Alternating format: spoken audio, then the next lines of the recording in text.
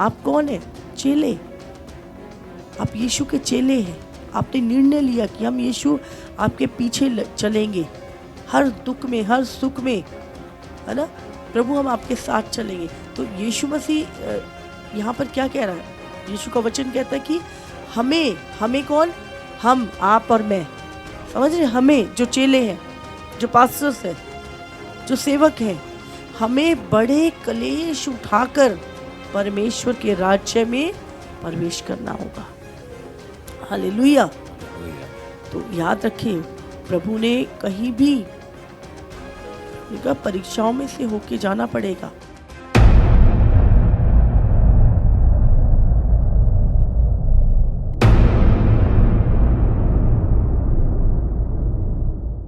पौलुस कहता है वो खुद तो बहुत कुछ सहता ही था, लेकिन उसके अंदर भी एक तूफान हमेशा चलता रहता था। वो कहता है अंदर भयंकर बातें हैं, बाहर सताव है, और उसके बावजूद भी जितना वो सह सकता था शरीर में, आत्मा में, कहता दिन और रात मुझे कलीसिया की चिंता सताती रहती है। एक भी पल वो बैठ नहीं पाता था। हमेशा उसका ध्यान कलीसियाओं की ओर, कलीसियाओं की चिंता की ओर लगा रहता था। तो यही सेवकाई है। आज अगर आपको रियल में एक सेवक को पहचानना है तो आपको प्रेरितों के काम पढ़ना पड़ेगा। आपको जानना पड़ेगा कि सचमुच अगर एक सेवक के जीवन में जो चीजें हैं वो एक नॉर्मल लाइफ नहीं है, वो एक आम जिंदगी नहीं है ना? बहुतों की आत्माओं का बोझ लेकर आप चल रहे हैं, और हम सबका हाल मसीह के सिंहासन के सामने खुला है, और प्रभु सब कुछ जानता है। हम सब कितना दुख उठा रहे हैं, कितना सह रहे हैं, किस परिस्थिति से निकल रहे हैं। परमेश्वर के सामने हम सबका हाल खुला है। तो हम देख रहे हैं इस समय युद्ध की घटनाएं सुन रहे हैं, लड़ाइयाँ, भूकंप, चारों तरफ पाप, LGBT और भी भयंकर चीजें जो कभी ना सुनी थी, कभी ना देखी थी। अधर्म का बढ़ना, जाति का जाति पे चढ़ाई करना, जगह जगहों पे आग लगना, बहुत जगहों पे ज्वालामुखियों का फटना, सुनामियों का आना, है ना? आग के बवंडर, धुएं के बवंडर, धूल मिट्टी के बवंडर, तूफानों का आना, मतलब जहां देखो तबाही का ही मंजर दिख रहा है इस समय पर। और इस बाइबल में लिखा है कि उन विपत्तियों को देखकर, उन आपदाओं को देखकर, उन घटनाओं को देख लोगों के जी में जीना रहेगा। और आज ऐसा हो रहा है लोगों के जीवन में, बहुत घबराहट, चिंताएं।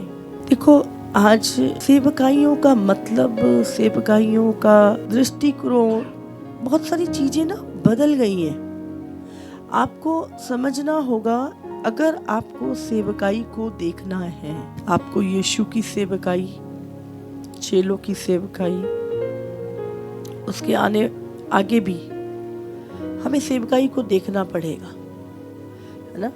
और हम रोमियो की पत्री में अगर हम पढ़ते हैं, इस समय पर हमें जो सामर्थ्य देगी इस अंतिम दिनों में, क्योंकि मैं सुसमाचार से नहीं लजाता, इसलिए कि वह हर एक विश्वास करने वाले के लिए, पहले तो यहूदी फिर यूनानी के लिए उद्धार के निमित्त परमेश्वर की सामर्थ है। सुसमाचार एक सामर्थ है।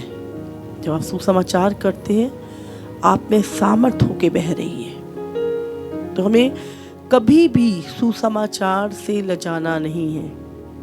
बहुत बार हम सोचते हैं, अरे ये तो बहुत अमीर व्यक्ति है, इसको क्या ज़रूरत है, अरे ये इसको क्या सुनाना है, इसको कहाँ समझ में आएगी, तो अनपढ़ सा बंदा है। और हम ना कई बार सुसमाचार को भी हम हर व्यक्ति के साथ नहीं बांटते हैं। तो हमें बहुत ध्यान रखना है कि हमें सुसमाचार से लजाना नहीं है, शर्मिंदा नहीं होना है, वही हमारी सामर्थ है। जब यीशु मसीह स्वर्ग में उठाया गया तो एक बहुत बड़ा क्लेश था उसके लिए। जब चेले सुसमाचार की सेवा में उठाए गए तो बहुत बड़े कलेश में से निकले, और परमेश्वर ने कलीसिया के लिए भी यही बोला कि तुम्हें बहुत, एक वचन है प्रेरितों में, अगर हम पढ़े 14 उसका 22, और चेलों के मन को जो स्थिर करते रहे। यहाँ पे कलीसिया नहीं है, और चेलों के मन को स्थिर करते रहे। चेलों के मन क्या थे? डोल रहे थे सताप के कारण, चीजों के कारण। तो यहाँ पर क्या है? और यह उपदेश देते थे हाँ। कि विश्वास में बने रहो, और यह कहते थे हमें बड़े कलेश उठाकर परमेश्वर के राज्य में प्रवेश करना होगा। पतरस, यूहन्ना जब प्रचार करते थे तो वो लिखा है कि चेलों के मन को स्थिर करते थे, और क्या कहते थे? कि विश्वास में बने रहो। ये उपदेश देते थे कि विश्वास में बने रहो, विश्वास में बने रहो। और ये कहते थे कि हमें बड़े कलेश उठाकर परमेश्वर के राज्य में प्रवेश करना होगा। और उन्होंने हर एक कलीसिया में उनके लिए प्राचीन ठहराए और उपवास सहित प्रार्थना करके उन्हें प्रभु के हाथ सौंपा, जिस पर उन्होंने विश्वास किया था, जिस पर उन्होंने विश्वास किया था, है ना। तो यहाँ पर हम वचन में देखते हैं कि हमें बड़े कलेश उठाकर हम जो चेले हैं, याद रखिए आप कौन है? चेले। आप यीशु के चेले हैं। आपने निर्णय लिया कि हम यीशु आपके पीछे चलेंगे, हर दुख में, हर सुख में, है ना। प्रभु हम आपके साथ चलेंगे। तो यीशु मसीह यहाँ पर क्या कह रहा है? यीशु का वचन कहता है कि हमें कौन? हम, आप और मैं, समझ रहे? हमें जो चेले हैं, जो पास्टर्स हैं, जो सेवक हैं, हमें बड़े कलेश उठाकर परमेश्वर के राज्य में प्रवेश करना होगा। हालेलुया। तो याद रखिए, प्रभु ने कहीं भी परीक्षाओं में से होके जाना पड़ेगा। तो इस समय पर सताप बढ़ेगा। मैं आपको सच बता रही हूँ, पूरे इंडिया में मसीहत के ऊपर एक बड़ा सताव आने वाला है।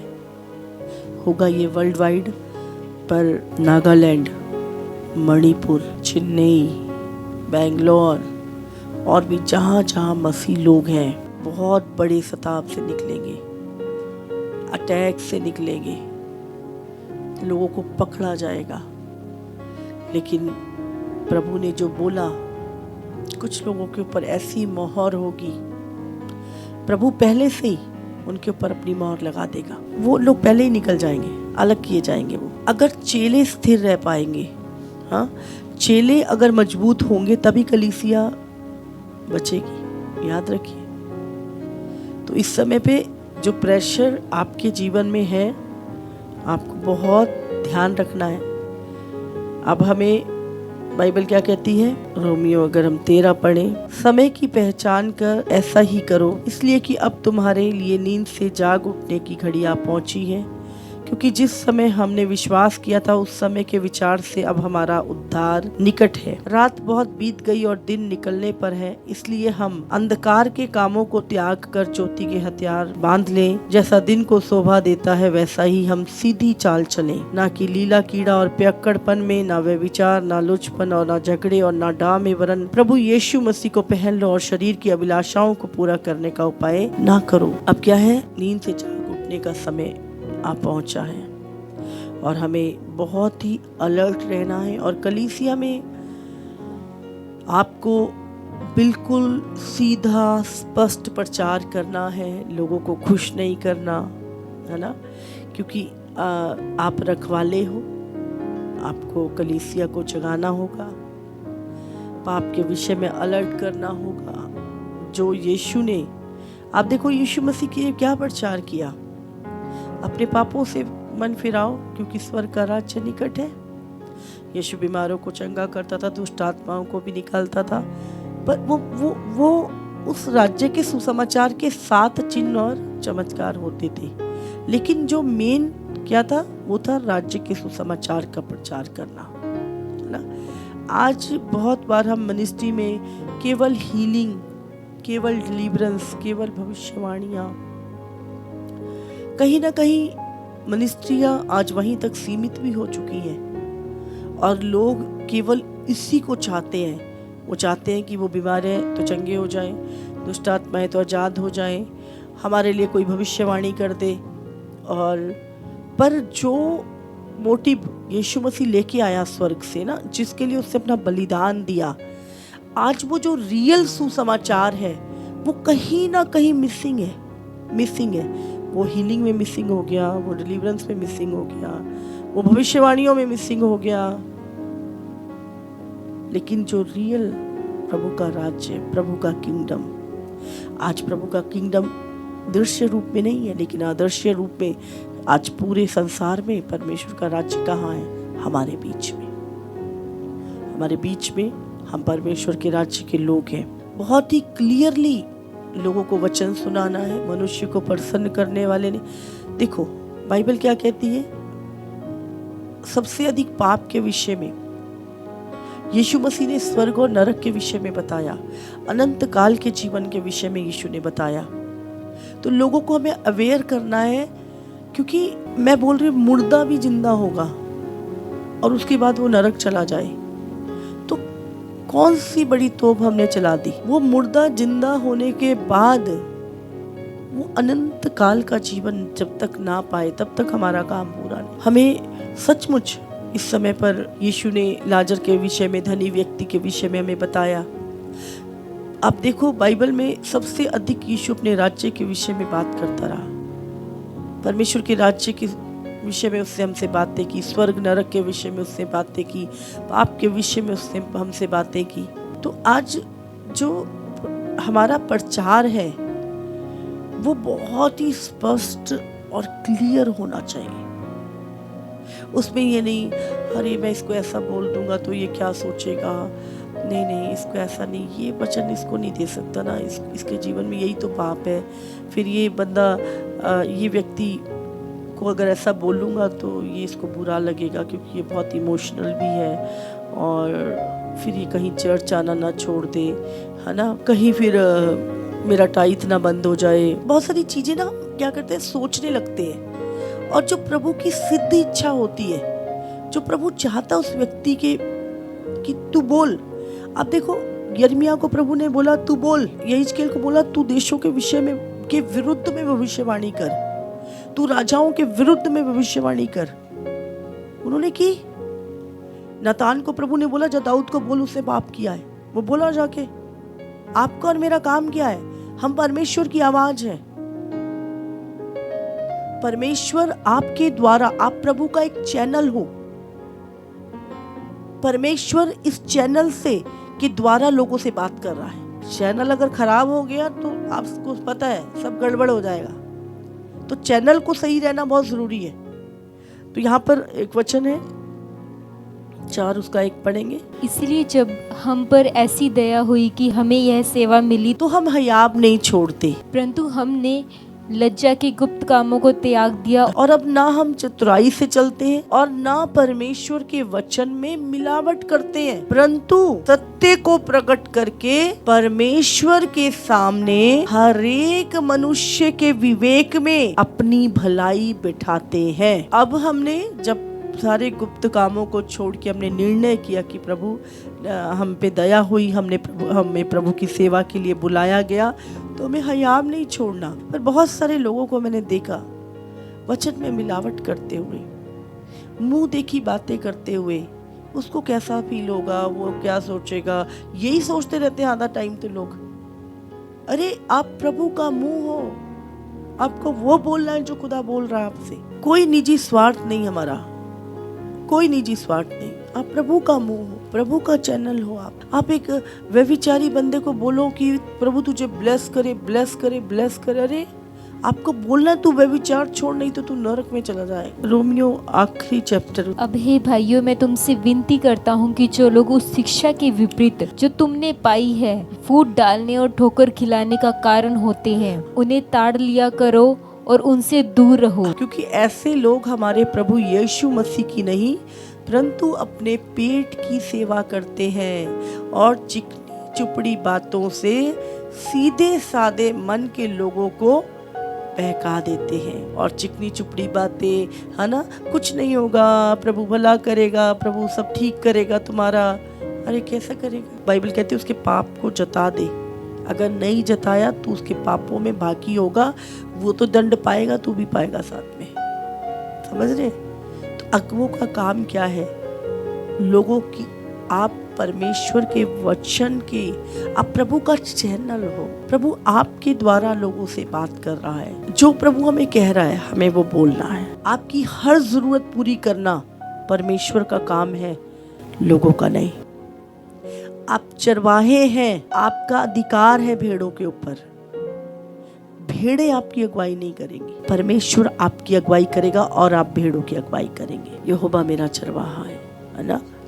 तो हमें याद रखना है, कुछ चीजें बाइबल कहती है जो भक्ति के साथ जीवन बिताना चाहते हैं वो सब सताए जाएंगे। परमेश्वर ने हम जो मिट्टी के बर्तन है ना, उसमें अपना धन रखा है। हम यीशु की मृत्यु को अपनी देह में हर समय लिए फिरते हैं कि यीशु का जीवन भी हमारी देह में प्रकट हो, क्योंकि हम जीते जी सर्वदा यीशु के कारण मृत्यु के हाथ में सौंपे जाते हैं कि यीशु का जीवन भी हमारे मरणहार शरीर में प्रकट हो। इस प्रकार मृत्यु तो हम पर प्रभाव डालती है और जीवन तुम पर, इसलिए हम हयाब नहीं छोड़ते। यद्यपि हमारा बाहरी मनुष्यत्व नष्ट होता जाता है तो भी हमारा भीतरी मनुष्यत्व दिन प्रतिदिन नया होता जाता है। बाहर से तो हमें कई बार लगता है प्रभु हम नष्ट हो रहे हैं, है ना?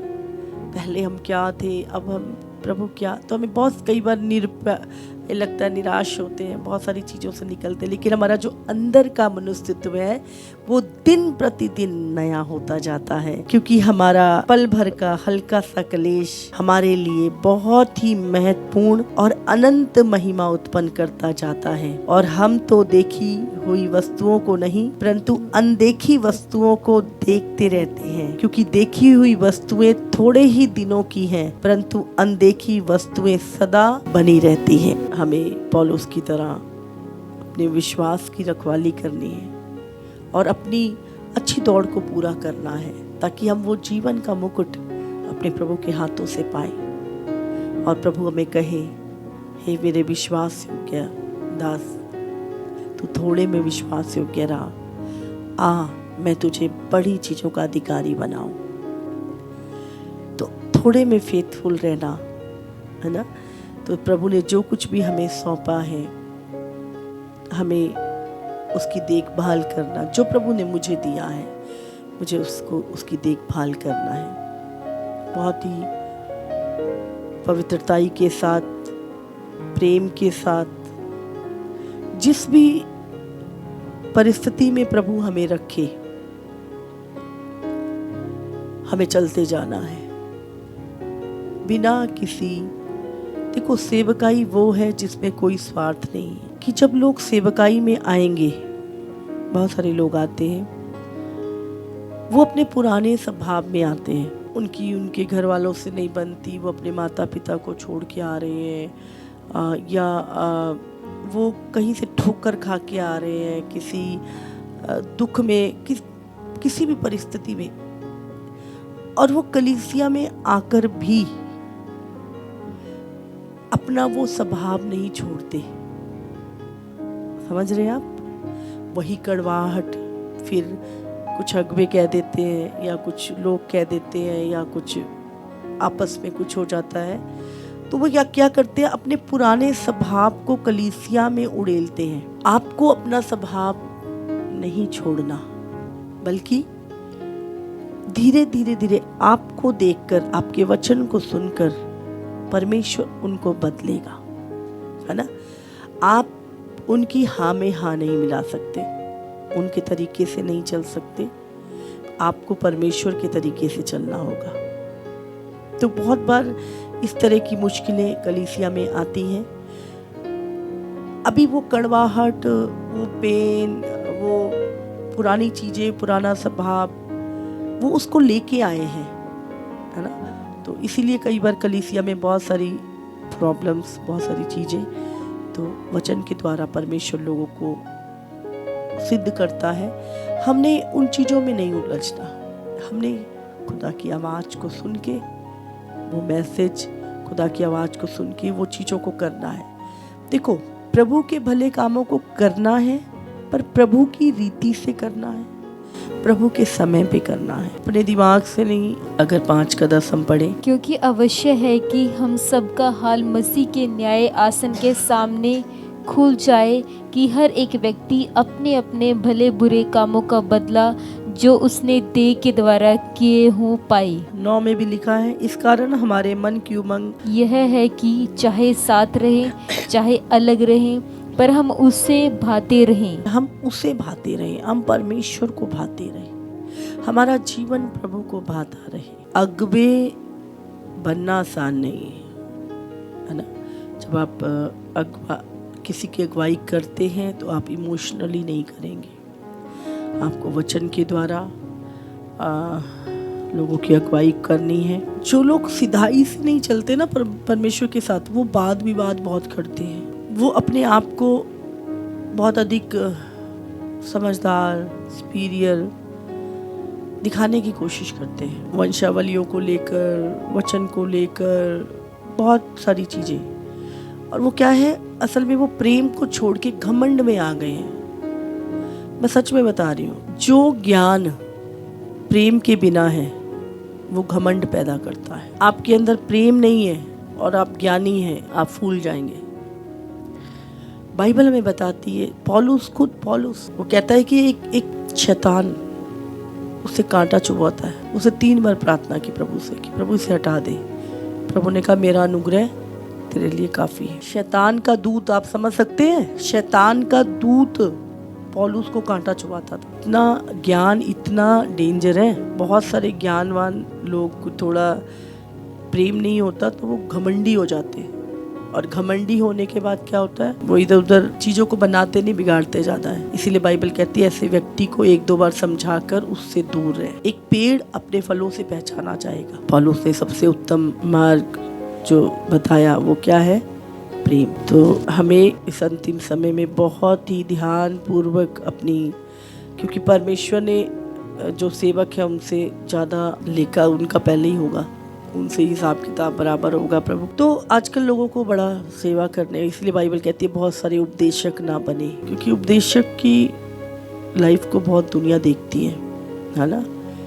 क्या जो बोल रहे हैं वो है, समाचार करना एक अलग चीज है, पर उपदेश देना, पर आदर्श बनना है, उदाहरण बनना है हमें। पौलुस से कहा मेरा अनुकरण करो जैसे मैं मसीह का अनुकरण करता हूँ। दुख को उठाना, उन चीजों को सहते हुए आगे बढ़ना। अब दुनिया में आपने क्या अचीव किया कोई मायने नहीं करता, आपने स्वर्ग का क्या अचीव किया है। तो अपना इस अंतिम समय में अपना भी ध्यान रखना है, कलीसिया का भी ध्यान रखना है। अपने अंदर के युद्ध, बाइबल का अधर्म बढ़ेगा और बहुतों का प्रेम ठंडा पड़ जाएगा। तो इस समय अपने प्रेम में, पहला प्रेम, सरगर्म रहे और भले भले कामों में उत्साहित रहे। हमें इसीलिए चुना किया है प्रभु ने कि हम भले कामों को करें और इसमें लगे रहें।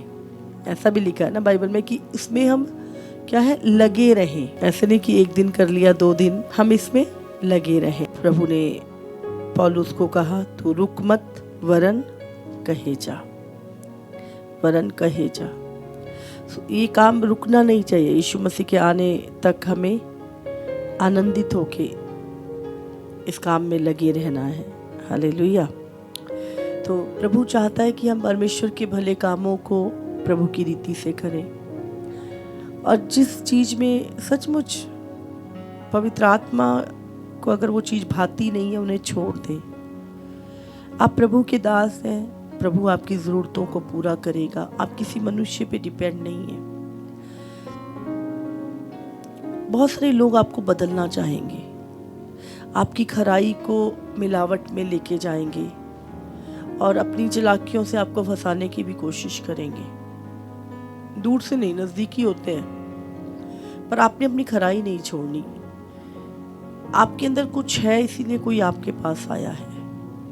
समझ रहे हैं? यीशु मसीह के 70 चेले थे। वो 70 चेले यीशु को बहुत सलाह देते थे, हाँ प्रभु आपने ऐसे बात नहीं करनी। हाँ आप क्या बोल रहे थे प्रभु, आपको पता ही नहीं क्या बोलना था, आपको ऐसा नहीं बोलना चाहिए था। बहुत ठेस लगी लोगों को। प्रभु आगे से ध्यान रखना, आप क्या कह रहे थे? मेरा लहू खाना पड़ेगा, मेरा मांस खाना पड़ेगा। चेले प्रभु को सिखाने लगे। आज बहुत सारे लोग प्रभु को सिखाते हैं। बहुत सारे लोग अपनी चीजों को आपके अंदर डालेंगे, अपने तरीकों को आपके अंदर डालने की कोशिश करेंगे कि आप उनकी रीति से चलें, लेकिन आपने किसी की रीति नहीं, उसकी रीति से आपने चलना है, और यही खराई आपको बढ़ाएगी। नहीं तो जो भी आएगा आपको बदल के आपको अपनी रीति से चलाएगा, क्योंकि परमेश्वर को यही पसंद है। आप जैसे है ना, आप प्रभु को पसंद होने चाहिए। तो यीशु मसीह ने क्या बोला? ठीक है, आगे से नहीं करूँगा। हाँ, बाइबल में लिखा है, यीशु ने कहा मैं जानता हूँ मैं क्या बोलता हूँ, उसे पता है। यीशु ने उनकी बातों को एक्सेप्ट नहीं किया, वो यीशु को छोड़ के चले गए, और यीशु ने उनको रोका भी नहीं। याद रखिए, वो यीशु जानता था वो क्या कर रहा है, क्या बोल रहा है। वो ऐसे ही नहीं बोलता था, वो तो उसको पता था वो क्या बोल रहा है। उसको पता था हजारों साल, 2000 साल तक लोग मेरे एक एक शब्द को के द्वारा जिएंगे, मेरे एक एक शब्द के द्वारा। मेरा शब्द, यीशु का शब्द ऐसा ही नहीं था, वो जीवन और आत्मा।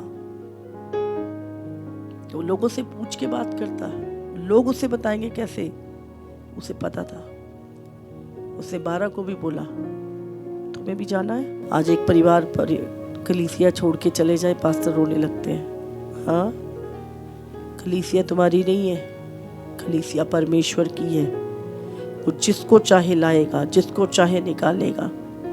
तुम्हारा काम है उसको खुश करना। अगर तुम उसको मनाओगे, तुम्हें मनुष्यों को मनाने की जरूरत नहीं है। तुम्हें लोगों के पे डिपेंड रहने की, कौन तुम्हारी मदद करे कौन। अगर तुम्हें पता है कि ये व्यक्ति से मेरी रोटी आ रही है, तो आप उसके गलत काम में भी नहीं बोल पाओगे, आपको हाँ करनी पड़ेगी। आप बोल नहीं, इससे पोलाइट चलना पड़ेगा, इससे ही मेरी मदद आती है। आप वो सच बता रही हूँ, मेरा सिस्टम बिल्कुल बिल्कुल अलग है। मेरे साथ 10 साल से भी जो लोग हैं, उनको भी करेक्ट करना। तुम्हें मेरे साथ चलना है, चलो, नहीं चलना, रास्ता नापो, पर चलना है तो प्रभु की रीति से मेरे साथ चलना होगा। कोई चक्कर नहीं, आपको समझनी है चीजों को।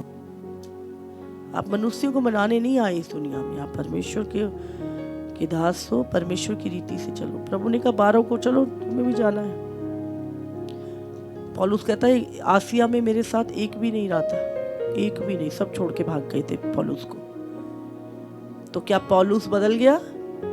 क्या पौलुस से कॉम्प्रोमाइज कर लिए? क्या पौलुस चिकनी चुपड़ी बातों से लोगों को मनाता रहा? नहीं, ये चीजें प्रभु को खुश नहीं करती। आपको दीन होना है, नम्र होना है, पर प्रभु के वचन में मिलावट नहीं करनी, अपने दिमाग को मिक्स नहीं करना सेवा में। आपको सेवा वचन के द्वारा चलानी है, और खुद भी वचन के द्वारा चलना है। तभी आप एक हयाप के साथ, दृढ़ता के साथ इस अंतिम समय में खड़े रह पाएंगे। नहीं तो आप मनुष्यों को मनाते रहेंगे, मनुष्य मानेंगे नहीं, आप टूटेंगे, बिखरेंगे और झड़ेगा पे। देखो, मैंने कुछ दिन पहले एक दर्शन को देखा। मैंने देखा एक अंगूर की दाखलता, कोई उसे हिला रहा है, तो मैंने देखा कुछ फल झड़ गए। थोड़ी देर बाद देखा फिर उसको हिलाया जा रहा है, फिर कुछ फल झड़ गए, और लास्ट में फिर उसको हिलाया जा रहा है, बट कुछ फल थे जो उस पे लगे रहे, और नीचे नीचे के सब झड़ गए, ऊपर की जो थे वो सब बने रहे। प्रभु ने मुझे बताया, प्रभु ने कहा अंतिम समय में ऐसा ही होगा। मैं हिलाऊंगा सब चीजों को, मैं धरती आकाश को हिलाऊंगा। बहुत सारी चीजें हिलेंगी, बहुत सारे लोग हिलेंगे, बहुत ठोकर खाएंगे, बहुतों का प्रेम ठंडा पड़ जाएगा, बहुतों के जी में जी नहीं रहेगा। पर जो अंत में भी कितने भी झटके क्यों ना लगे, कितनी भी मुश्किलें क्यों ना आए, जो बने रहेंगे, प्रभु ने कहा यही वो फल है जो मेरे साथ जाएगा। ये अंतिम समय है, आपको स्थिर होना है। आपकी कलीसिया आपको कॉपी करती है, आपके अंदर वो खराई, वो चीजें जब लोग देखेंगे तभी वो बढ़ेंगे। सिखाने वाला पहले खुद चले, है ना। तो बाइबल कहती है कि जो बातें मैंने तुम्हें मानना सिखाई, ये नहीं बोला कि सुनाई, तुम सुनाना। उसने कहा माननी सिखाई। मानने में और सुनाने में फर्क है, समझ रहे हैं। पहले आपको प्रभु की बातें खुद माननी सीखनी है, फिर आपको सिखानी है। जो चीजें आपको करते नहीं देखेगी कलीसिया, वो कभी नहीं करेगी, जितना मर्जी सिखाते रहो। अपनी खराई को किसी रीति से ना खोए। हमें लगता है कई बारी हमारी बातों से चमत्कार, चिन्ह चमत्कार क्या इजराइल के सामने नहीं हुए थे? नील नदी लाल हो गई थी, ऊपर से आग के ओले गिर रहे, मिस्रियों के बच्चे मर गए थे, लाल समुंदर दो भाग, आग का खंभा सामने चलता था, रोज स्वर्ग से मन्ना बरसता। कितने चमत्कार इजराइलियों ने देखे, फिर भी उनके मन ढीठ हो गए, नहीं बचे। बहुत सारे लोग चमत्कारों को देखेंगे, रोज मन्ना खाएंगे, रोज वचन पढ़ेंगे, अंत में अभिलाषाएं, इच्छाएं दुष्ट के कहने में आ जाएंगे। ये अंतिम धोखा बहुत भयानक होगा। बहुतों का प्रेम ठंडा पड़ जाएगा। बहुत गलत शिक्षाओं में आपको 5 साल हो गए, 7 साल, 8 साल आपने अच्छे से निकाले, बट एकदम से कोई चेंजेस अगर आपके अंदर आ रही है, एकदम से आपके डिसीजन कुछ बदल रहे हैं, एकदम से चीजें आप नहीं ऐसा ऐसा ऐसा, केयरफुल, बी केयरफुल। आपको बहुत ध्यान रखने की जरूरत है। एकदम से किसी की बातों में ना आए, अपनी स्थिरता को बना के रखें। नूह को कितना कुछ लोगों ने बोला, जो काम करता था वो करता रहा और अंत में बचाया गया। तो आपको भी इस अंतिम समय में किसी के साबे में नहीं, अपनी कलीसिया को स्थिर करें। अंत के विषय में बताएं दुनिया में क्या हो रहा है, शिक्षाएं दें चर्च में, अपनी लोगों को स्थिर करें विश्वास में और उनकी आशा में उनको आनंदित करें। हमारी आशा क्या है? यीशु का आना। अगर केवल आप दुनियावी आशीषों, दुनियावी चंगाई, सिर्फ केवल वहां तक ध्यान रखेंगे तो वहीं तक रहेगा। अभी जब युद्ध की खबरें शुरू हुई और मैं थोड़ा बात कर रही थी अपने लोगों से, तो मम्मा हम तो तैयार हैं, हमें तो पता ही है ये होना है ना, कुछ भी हो हम रेडी हैं। उनको दिक्कत है जो अपना अंत नहीं जानते, हमें तो पता है हमारा अंत क्या है। तो हमें तो जरा सा भी तिनका भी घबराहट नहीं हो रही। तो प्रभु का धन्यवाद। ऐसा है, आप अपने आप को ट्रेन करें, सीखें चीज़ों को, सीखने वाला मन रखें हमेशा। जब हम बहुत सिखाने लगते हैं तो हमारा सीखने वाला मन कहीं ना कहीं खत्म हो जाता है। हमेशा सीखने वाला मन रखें।